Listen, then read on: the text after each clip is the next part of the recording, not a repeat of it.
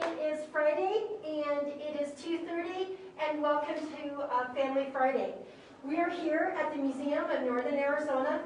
We are actually starting today in our archaeology gallery. Our topic today is all about toys, and I have some questions for you. Have you ever really thought about toys and about playing, how important it is? Did you know that there is some great science behind toys? What's your favorite toy? Think about it. My favorite toy when I was little was Barbie and Skipper. I don't even think Skipper's around anymore, but those were my favorite toys. And have you ever thought about these materials? Could they make toys out of a piece of wood, cardboard? And the other thing I have to ask you is, how old are toys? Have toys always been around? Are we the only living thing that plays? These are all really great questions that I was thinking about when we decided to do a Family Friday all about toys. And it is a great season to be talking about toys, because I'm sure you're all getting very, very excited and thinking about what toys you're going to get for the holidays, right? Well, we are going to be talking all about the science behind toys, why toys and playing is important, and actually how old is the art of playing and toys making. Behind me, you will see this case.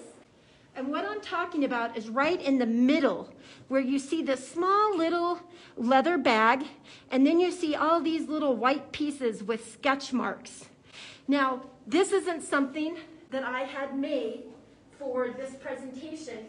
This is actually a very old piece of artwork or a toy. This was found and excavated in a very ancient place, and we do believe, scientists have done some studying, we do believe that this was actually some ancient toys that people would have played with. I find that really fascinating. Now, I have some vocabulary words.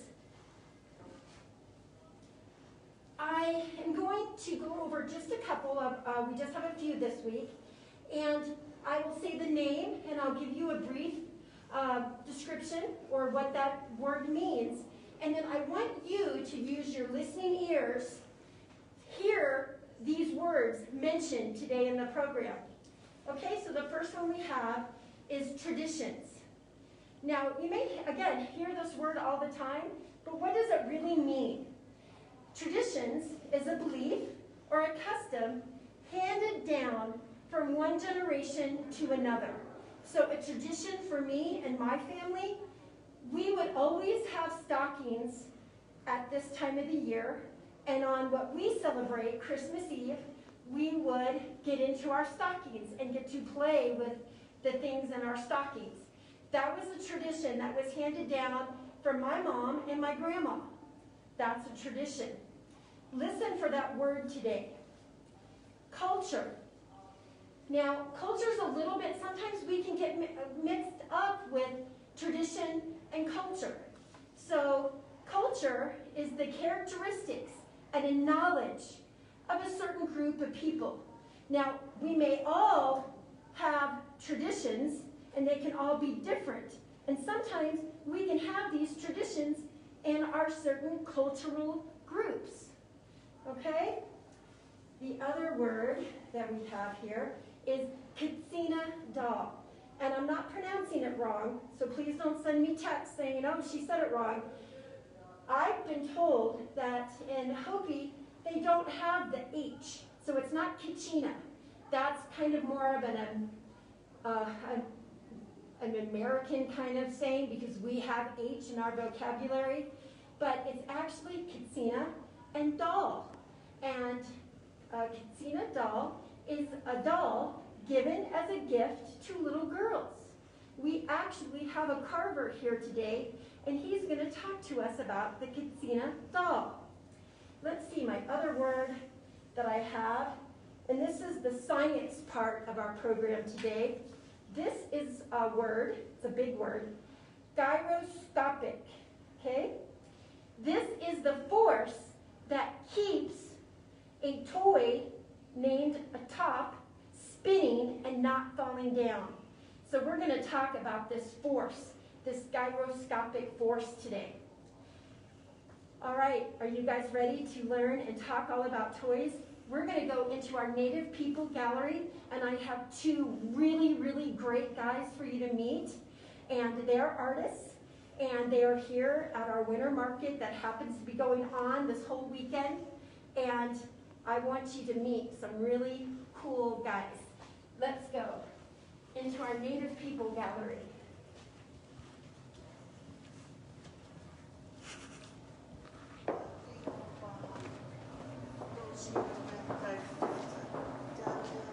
If you haven't had a chance and you are local and you haven't had a chance yet to come and see our Native People Gallery, please come and see it. It's really great.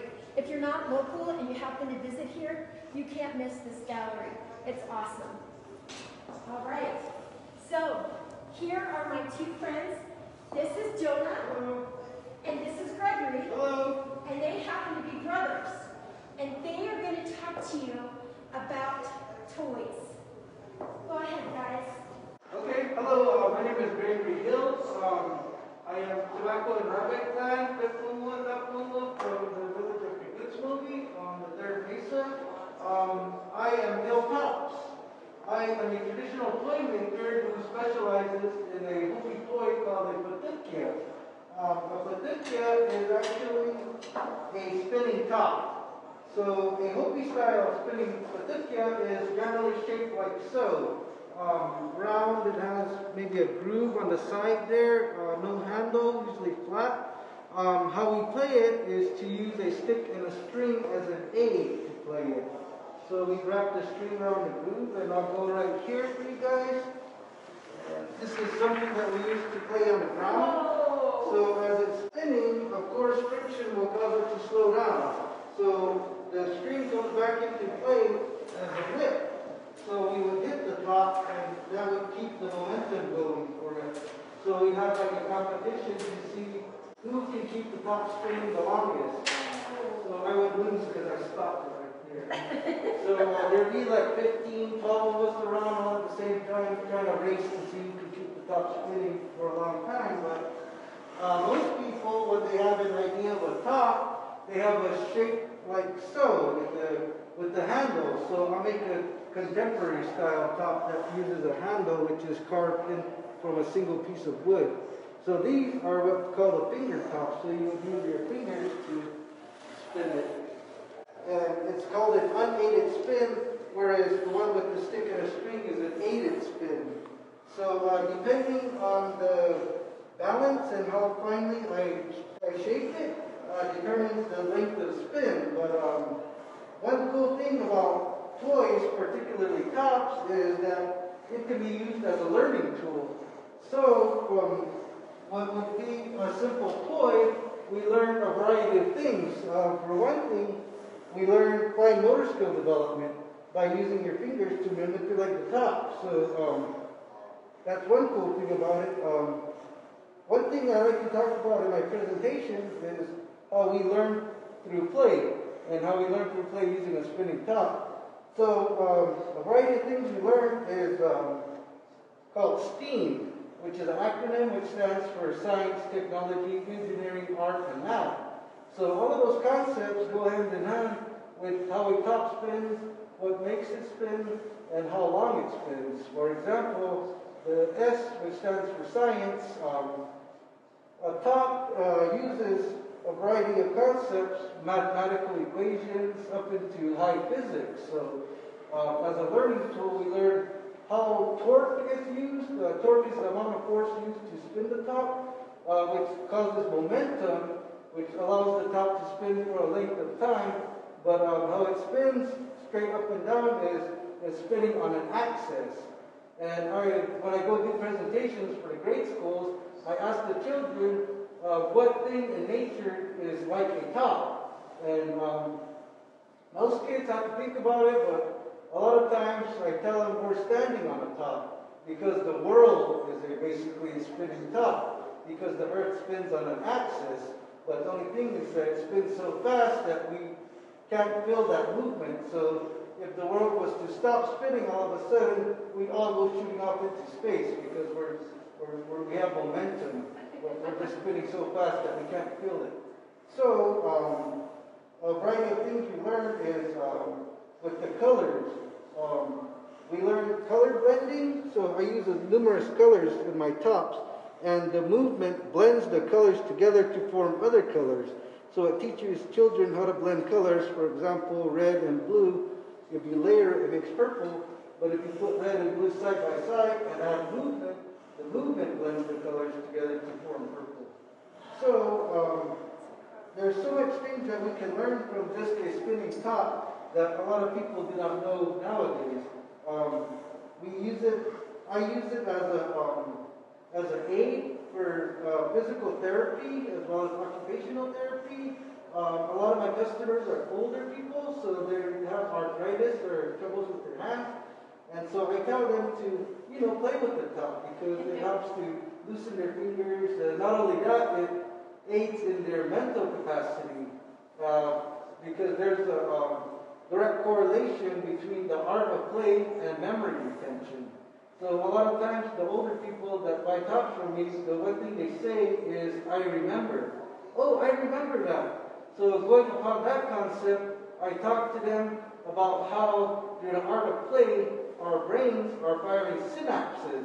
So when we grow older, of course, we stop playing with toys, and those synapses go dormant. So they have a direct correlation between how we retain memories. So using that concept, I'll go to senior centers and talk about how it is important we keep playing. No matter how old we are, we all have a little kid inside. Because that aids your brain in keeping those synapses firing. And in turn, it helps you to retain memory. So my concept is when they say, I remember, they're remembering 80 years ago, 50 years ago. But then it helps them to remember more recent events. So it's very good that it's important that we keep playing, is what I'm saying. No matter how old you are, I know some people say, oh, you must put childish things aside when you grow up. I don't go with that. I say keep playing no matter how old you are. I had for example, I think he was 86.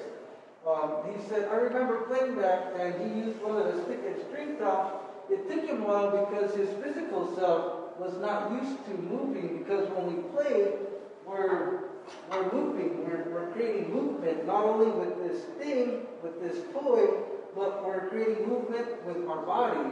We're going up, and we're going down, and we're moving around, we're squatting, our bodies are in motion, we're moving around. So this is important that we play because we get exercise from playing. Sadly, in today's world, with the technological advances, tablets and phones and such, a lot of the children, they sit there and they move their finger, and that's the only movement they get in their hands. So I feel it's important that we play because it encourages physical movement. And when I do an 8-hour demonstration, I'm doing like over 100 squats. So the next few days I'm going to be all sore from playing, but that's good because that means that my body is in motion and I'm being physically active. So the designs that I use, all of my tops are hand carved. I don't use a lathe or a wood turning machine. The designs are burned in as a way to encourage intergenerational learning. I have my little 5-year-old granddaughter draw for me. So she drew the frog designs as well as the little dragonflies on the top. And I just went over it with my wood burner and colored it. But this teaches them symbolism as well as meaning.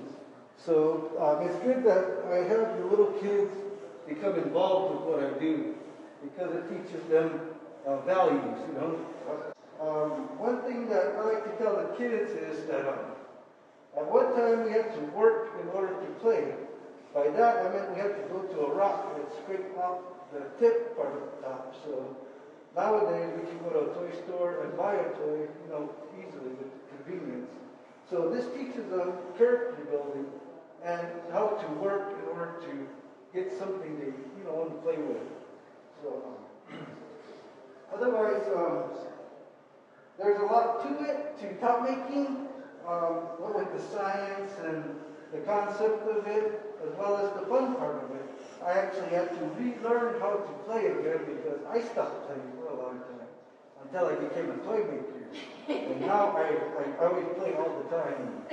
It's fun. So I'm going to turn it over to my twin brother Jonah here, and he's going to talk about Kachina dolls and how they play an important role in Hopi life. Hello everybody, like Greg said, my name is Jonah Hill. I'm his twin brother. We're tobacco and rabbit clan from the village of Hopi, and my art form is also using wood, which is a traditional material for us. So the wood that I carve and then the wood that he uses for his toys is all Bako, it's called. It's the cottonwood roots. So these are the roots of the cottonwood tree, which is really cool because the whole tree is used. Some trees produce fruit, some trees produce gum.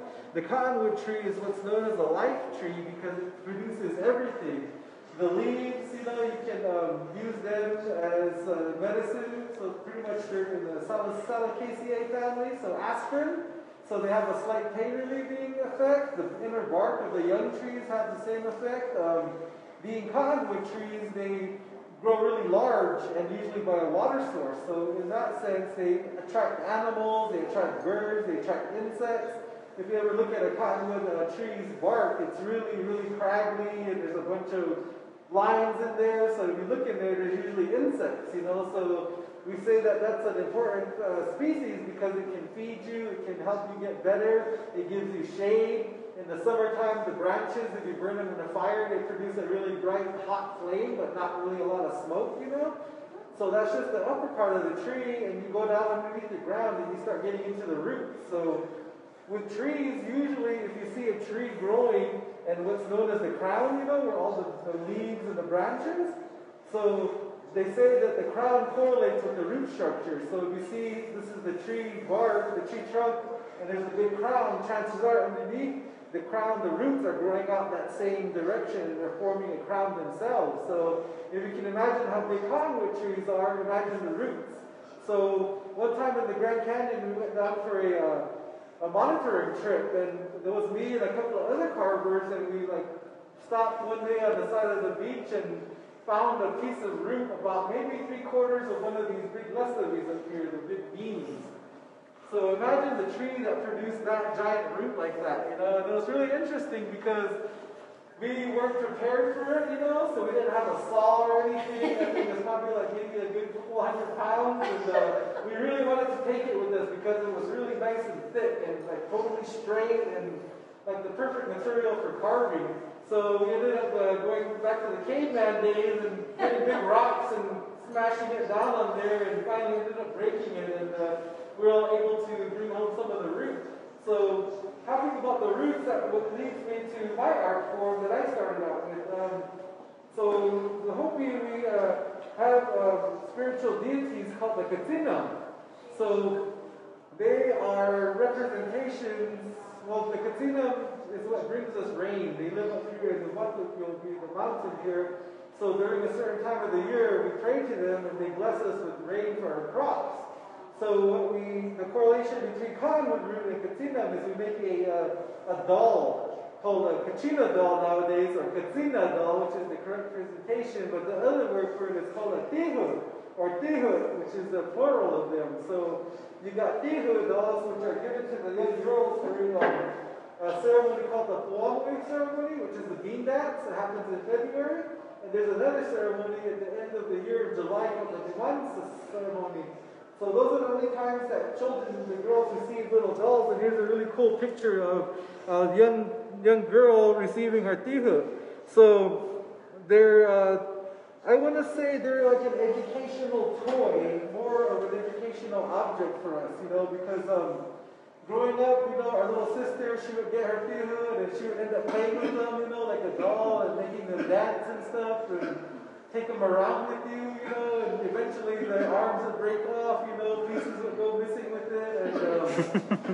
being it's a spiritual toy, it's some people will get mad about it, like, you're not supposed to play with them, but then eventually, the dolls, they get hung up on your ceiling, on the roof. In traditional Hopi houses, we have these beams going across the wall, across the ceiling, and the dolls would hang from there. It was really cool because eventually my sister's dolls were lined up, and you just hang out during the day, and all of a sudden they all start spinning, So they're an educational toy that they teach us the meaning of things in the earth, the elements of earth. There's katsinam that represent snow, katsinam that represent rock, different kinds of animals, the stars, So as they get the dolls, the different symbolism on the bodies, they all mean different things. So they're learning about our culture in that, like for example, like here is rain, the ears are clouds, the feathers represent the birds and the clouds floating in the sky. All the different images you see in the Kachina dolls, they all mean something. So my brother was talking about like work is play, so same thing, these dolls are made, and the wood, you have to learn how it reacts to carving. I'm a carver, and I learned carving from my godbrother just as a way to kind of pass the time because I was bored for some reason. And it's a really cool thing because I think wood carving is something that you can't really teach to somebody. When I was learning how to carve, I would ask him questions, and he always told me, I can't show you that. You have to get a knife and learn yourself. So in the beginning, if you want to learn an art form, you have to basically find a good tool. This is a very, very old knife that I found at a yard sale. I think I've had this one for about almost 30 years, So the tools that you find to do some carving with, they're all impacted. They impact how you carve, So this tool has an edge, and it's got a small micro edge on the top. So the carvings that I do nowadays, they're more elemental. So in this particular carving, it's a frog holding up another frog chasing a dragonfly.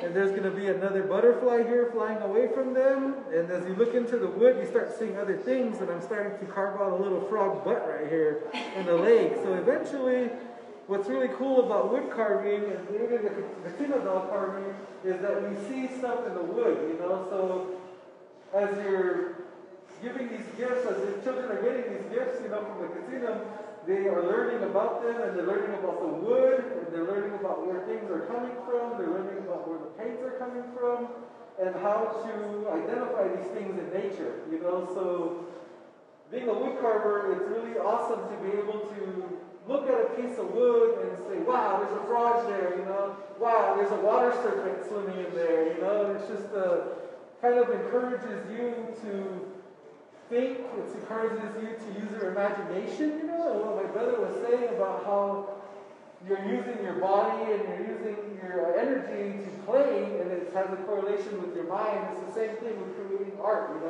The more you can utilize your imagination, the stronger your art becomes, I think. So for young ones, I was encouraged in all art forms that they practice painting, sculpture. I know little kids who are getting to be really, really good wood carvers, not necessarily Kachina doll carvers, because you have to have be a certain age, and you have to be in a certain society in order to do those, but I think I started carving more contemporary, kind of elemental things, just because it was easier to kind of explain that imagination use into it. So my art form is really unique in that I can really just kind of bring stuff out and encourage that within little children, Same thing with my brother's work, how he uses the surface of the material to perform art, and the structure is really simple. Same kind of material, same place, same source, but just two different things, So if you can go from a really traditional toy, which was once undecorated, really plain, to kind of more, not really modern or contemporary, but just more enhanced, using traditional symbolism, traditional designs, and going to something like this, which is still a traditional art form using traditional stories. We have Pakwa, which is the frog chasing Poli, which is the butterfly, and it's all a cycle of nature. It's all a cycle of life. I get questions from little ones sometimes about why is the frog eating the butterfly? Why is the frog eating the dragonfly?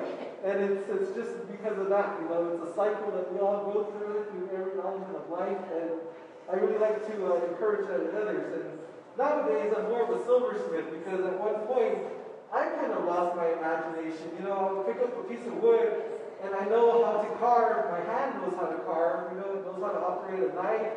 It knows where to cut. But at one point, I stopped seeing stuff in the wood.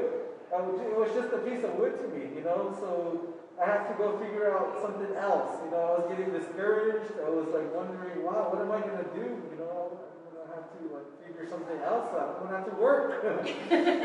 So I wanted to learn how to do another art form, and I learned silversmithing. And it just so happens the silversmithing art forms that I do are all carving forms too. So it's like a different it's like a relief carving, it's called, where you're not actually making a sculpture out of the whole thing. It's like using the surface to bring out an image that stands above. So you can see here, the dragonfly's tail is sticking out of the wood, and that was a little branch that was already there.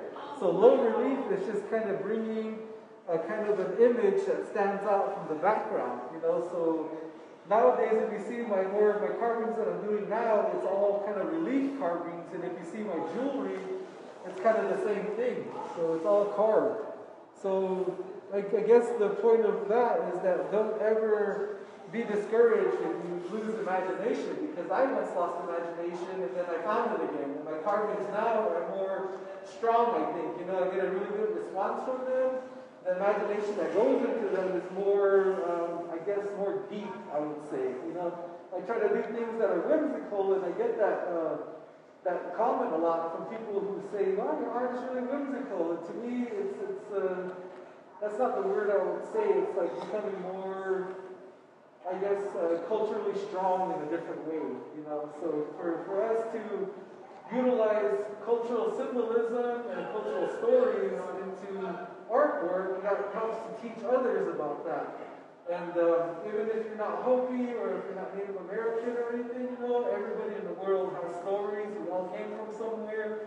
We all have our own cultures. And if the artwork that we do encourages that culture to flourish in each other's, you know, that makes the world stronger, and it makes us more happier and cohesive in this world. So I encourage everybody to never say, "Oh, I don't have talent, I can't do anything, I can't do artwork," because at one time, neither of us did either. I was a butcher for 14 years, so I never carved, but I had to learn carving from my brother here. And the same way he was talking about seeing things in the wood, I found that magic, I guess is the only way I can describe it. And I don't exactly carve this. I say, oh, this wants to be a dragonfly, this wants to be frogs and animals. So I carve what the wood wants me to tell it. And like he says, sometimes you lose that vision, so you have to step back and come back to it again with a fresh eye. Yeah. What's really cool is that this actually piece here that I was carving, he drew out. So he was messing around with a piece of wood, and I saw these. So he was carving or drawing butterflies in there. So I was like, oh, maybe I can carve it for. So I started carving it, and now it's becoming more detailed. You know, the butterflies are coming out. There's a little butterfly face. Yeah, and look really at the face. Ones too. Yes. So, and I'm trying to keep his imagination that he put into this piece of wood intact, and just adding kind of more my style, I guess it was. So it started out with butterflies flying through some reeds, but now I'm thinking, oh, it's like butterflies flying in a swamp kind of thing. So they're going to bring water symbols down here, and in the background it's going to be a relief of a bunch of migration symbols. So these are all symbols that represent travel, change, change in time, change in environment. There's cloud symbols attached, because like it gets cloudy, it rains, and it gets clear, so that's a good analogy about life too. So we all go through things in life, and if you can utilize teachings to create art in order to change things, it's really, really good. Very good. Wow. I am so glad that you guys got to come and visit us today, and I think that you really taught a lot of beautiful, wise things here. On your way, because I know you have to get back to the your market, but we do have some toys here in the museum, and I wanted to see if you guys wanted to say anything about them. Notice you guys have some back here, actually. Well, this is a really cool toy that we brought in too. It's basically a stickball game here. So we have the long stick that represents the rainbow and the little leather ball that represents clouds. So the way this game is played is usually the stick is taken off of the string, and what we do is a bunch of us have these sticks and we gather around and bury the ball into a little pile of sand. And then when it's ready, both of us will get together and start whacking it, you know. So, and it's basically like field hockey. You know, it's a form of field hockey where you're getting the ball and then you're trying to get it into a goal about that big. So there's a bunch of us hitting it back and forth. Take it away from each other. Yeah, that's a really good example of how I was saying, like you exercise when you play, you know, because that's a really involved game where you're moving around, where you're running, you're dodging, you're trying to get the ball away from other people. And Wow. We do have some more toys over here. Maybe you've played with these toys over here. I wanted to show you guys this one. Sorry. Have you guys ever seen the Hopi bone dolls? Or is that very, very old? It's kind of an that's older kind of a thing, real, you know. I real mean, old, yeah. I know what they are, but I've never played with them or seen them being played with. So things like this too, you know, those are kind of an art form that's dying. dying a little bit, you know, but it'll be really encouraging to kind of like learn how to play those again, because I can see playing that would be really fun, you know. That was my whole goal was to revitalize and reimagine a toy that was dying, such as the bone game, because a lot of people weren't making Patekkias. I didn't see one since I was a little kid, and because I have no peers that are top makers, all my techniques and styles are self-taught through trial and error. So I have cuts on my hands that I'm pretty sure all wood carvers have. My initiation into wood carving. I got cuts from meat cutting that, you know, I figure out initiations from that. But toys like these, they need to be revitalized and reimagined so it doesn't die out. One thing that I have been hearing from a lot of people about ceremonies and toys and games is the word just because. Why do we do this? Oh, we do it just because we've always done it. They have no concept of why we do these things, why we make these toys, and why we play Or with maybe a them. tradition, things that have just been passed down because. So because of that, like traditions are becoming lost. We're becoming a society of just because. You know, we do it just because. We don't know why we do it. We just do it because our great-grandfathers did it, our great-great-grandmothers did it. But we need to keep the knowledge alive and revitalize these things that are fading in the world. And ask our grandparents or our older people that we have in our life, why? Why do we do this? When I first learned how to make tops, I went to the village of Old O'Reilly, and I went to a bunch of the elders, and I asked them, how did we make this Patekkia? How did we play it? And, you know, what was it for? So that's how I learned how to make the tops, is by going to the elders and asking them how we do this, why we did this. Wow. So that was my way of revitalizing and bringing back to life this toy. Wow. Well, thank you for doing that, Gregory. Do either one of you make rattles? I heard that you made some rattles out of boards. I think pretty much every young Hopi boy learns how to make a rattle, you know. Oh, nice. Yeah, I make rattles. Or flute? Have you ever carved a I flute? haven't made a flute. That looks a little bit more We have a brother that's from the village of Shimopo that makes flute. Really? Yeah, his name's Frederick Andrews. He's a little bit flute maker. Yeah. Wow. So, the rattles, you know, like right now in our ceremonial calendar, this month is Kiamuya, so it's the month of respectful moon, you know, so you're not supposed to play with rattles nowadays. Loud noises. Loud noises, you don't dig in the earth, you know, so things like that.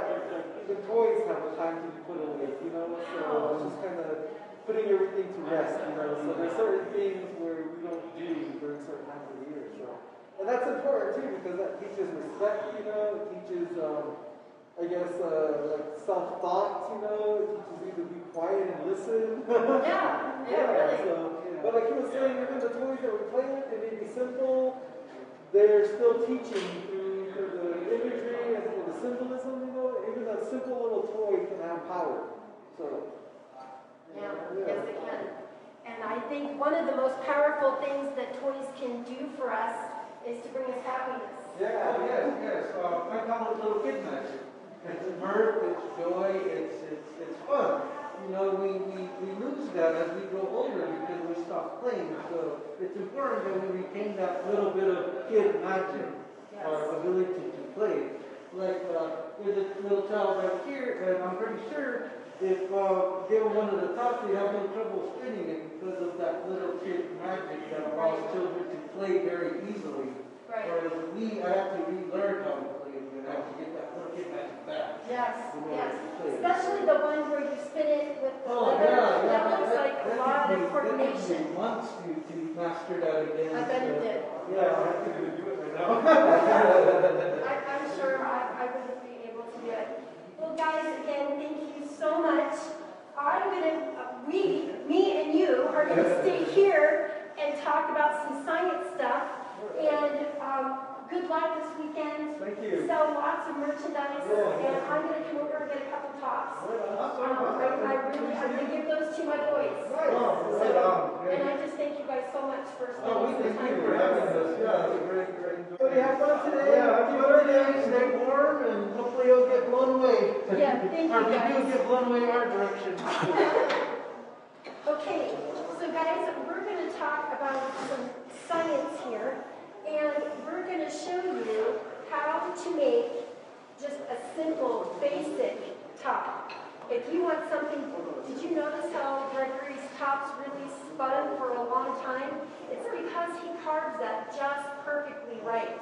And we're going to experiment with just a basic kind of top and just kind of talk a little bit about the science that you'll be able to experiment at home, okay?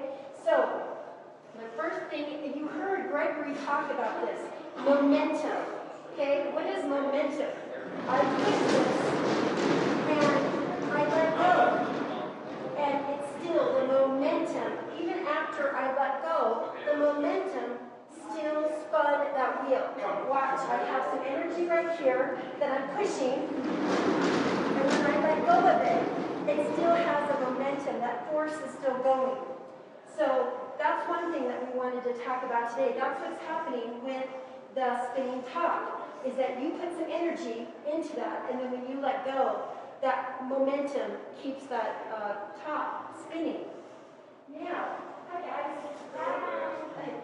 Now we're going to talk about some other science, about some forces that are happening. And when I have just a simple object, it doesn't matter what, I have this simple object, and I let go of it, it just falls. That is a really good lesson in gravity. That's what keeps us here on the earth. And when we have that momentum, that's spinning, like our earth does, and we have the gravity, it keeps us centered here on the earth. Okay? Now, we did have a material list that you can check out. It asks you to get milk cartons. I tried that, and I didn't like the milk carton. It was a little bit too hard to cut. It was awkward and still smelled like milk. So I just got some regular cardboard, okay? And I used the patterns. You can find the circle patterns on our website. And I cut out the circle patterns on our cardboard, okay? Then you can get a simple pencil. I'm going to set down this microphone because I'm going to need both of my hands, but I'm sure you guys will still be able to hear my loud voice. So I have two different sizes of pencils because I want to do some experimenting. I want to see, does it spin better if I have longer pencil, or does it spin better if I have a shorter pencil? The other things that we can test out and kind of experiment with, does it spin better with one circle, or maybe if I make it heavier and put on several. So let's do some demonstrating, and you can do this at home. I'm going to try our big pencil first, and I'm I have this kind of low, okay, and I'm going to spin it. It kind of did some spinning a little bit, but then it kind of tipped over, didn't it? Okay, let's see if we add more weight. I add more of our circle pattern here.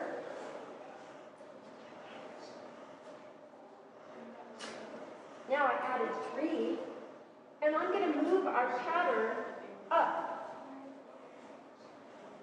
And I'm going to try spinning it. That flipped over pretty quickly, I think. So maybe we have too much weight at the top. So let's move it down, and we'll spin it. Still didn't spin all that much, did it? Kind of falls over. Let's try our smaller pencil.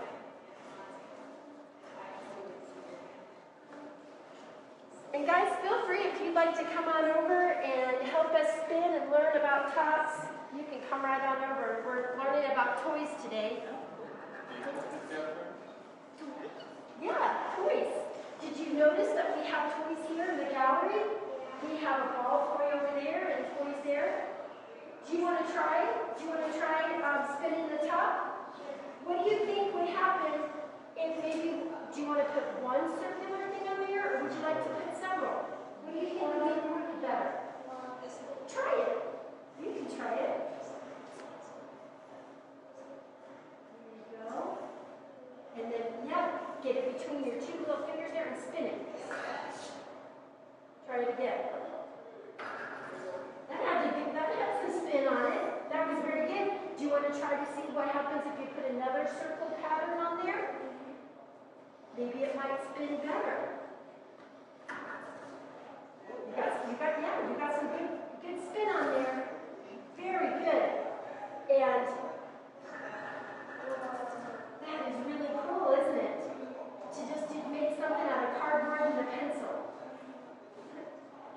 Well, guys, you can experiment at home with your cardboard and your pencil. And I would also challenge you to ask a parent or ask an older person that you know what is their favorite toy, and watch the smile come on their face when you talk about toys and playing, and they'll remember their favorite toy. So go out and have that toy-like magic and play. I'll see you next time, guys.